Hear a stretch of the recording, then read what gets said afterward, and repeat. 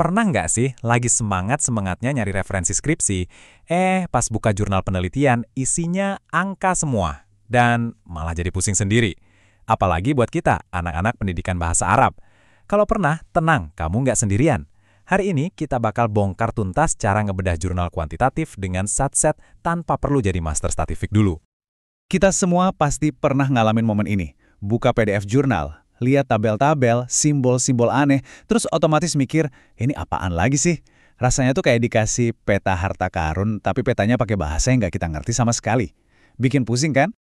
Tapi gini guys, setiap jurnal itu sebenarnya punya peta rahasianya sendiri. Kalau kita tahu cara bacanya, semua yang tadinya kelihatan rumit, tiba-tiba jadi masuk akal.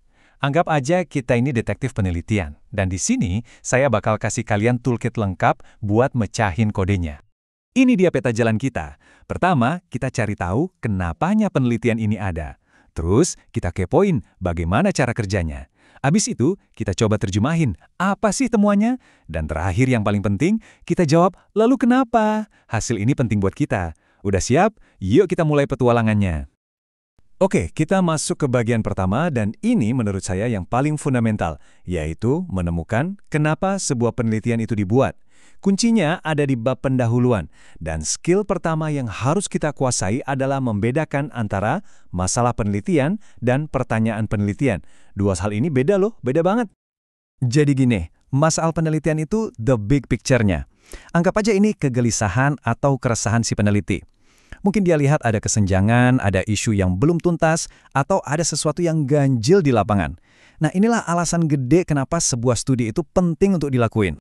Nah, kalau pertanyaan penelitian, ini jauh lebih spesifik.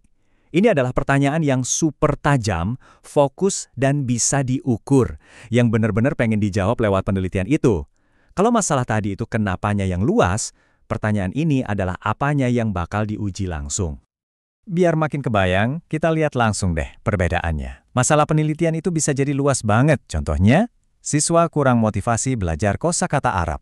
Ini kan penting, tapi masih abstrak kan? Nah, pertanyaan penelitian menajamkannya jadi, apakah penggunaan aplikasi gamifikasi bisa meningkatkan skor kosakata siswa kelas X? Tuh kan? Jadi spesifik, terukur, dan bisa diuji. Jadi, rule of thumb-nya, cari dulu masalah gedenya, baru temukan pertanyaan spesifik yang jadi jantung penelitian itu. Sip, kenapanya udah dapet. Sekarang kita geser ke bagaimananya. Gimana cara peneliti menjawab pertanyaannya? Jawabannya ada di bagian metode penelitian. Anggap aja bagian ini tuh kayak resep masakan atau blueprint bangunan. Isinya detail step by step yang dilakukan peneliti. Pas kalian baca bagian metode, nggak usah bingung. Fokus aja cari 3 hal ini, anggap aja kayak checklist. Pertama, partisipan. Siapa yang diteliti? Siswa, guru, berapa orang? Kedua, instrumen. Mereka pakai alat apa buat ngumpulin data? Apa pakai tes, kuesioner, atau observasi? Dan ketiga, prosedur. Langkah-langkahnya gimana? Ada pretest dan post-test nggak? Kalau 3 hal ini kejawab, berarti metodenya udah cukup jelas. Ngomongin soal partisipan, ada sedikit info tambahan nih soal cara milihnya, atau yang biasa disebut sampling. Idealnya sih pakai simple random, kayak arisan semua punya kesempatan sama, atau stratified, biar semua subgrup kebagian. Tapi jujur-jujuran aja ya, yang paling sering kita temuin di penelitian pendidikan, termasuk nanti pas skripsi, adalah convenience sampling. Ya, pakai siapa aja yang paling gampang dijangkau. Praktis, tapi perlu diingat, ini punya keterbatasan. Nah, sekarang kita masuk ke bagian yang sering bikin keringat dingin. Bagian hasil. Penuh angka, tabel, dan statistik. Eits, jangan panik dulu. Tugas kita di sini bukan buat ngitung ulang, tapi cuma nerjemahin angka-angka ini jadi sebuah cerita yang bisa kita pahami. Gampang kok. Kalau di jurnal kamu nemu kata tites, ingat aja satu hal. Ini buat ngebandingin rata-rata dari 2 grup. Titik. Contohnya, ngebandingin skor kelas eksperimen yang pakai metode baru sama kelas kontrol yang pakai metode lama. Intinya, tites itu buat duel 1 lawan 1. Terus gimana kalau grupnya lebih dari 2? Misalnya mau bandingin 3 metode ngajar yang beda. Nah, jagoannya adalah ANOVA. Anggap aja ANOVA ini tites versi keroyokan. Dia bisa ngebandingin rata-rata dari banyak grup sekaligus. Jadi, tites buat duel, ANOVA buat tawuran. Lanjut, kalau kamu ketemu istilah korelasi atau ada simbol R kecil, itu artinya si peneliti lagi nyari hubungan antara dua hal. Misalnya, ada hubungan nggak sih antara lama waktu belajar sama nilai ujian? Nah, korelasi ini yang ngukur seberapa kuat hubungannya, apakah lemah, sedang, atau kuat banget. Nah, ini penting banget guys. Tolong dicatat di otak, korelasi bukan sebab akibat.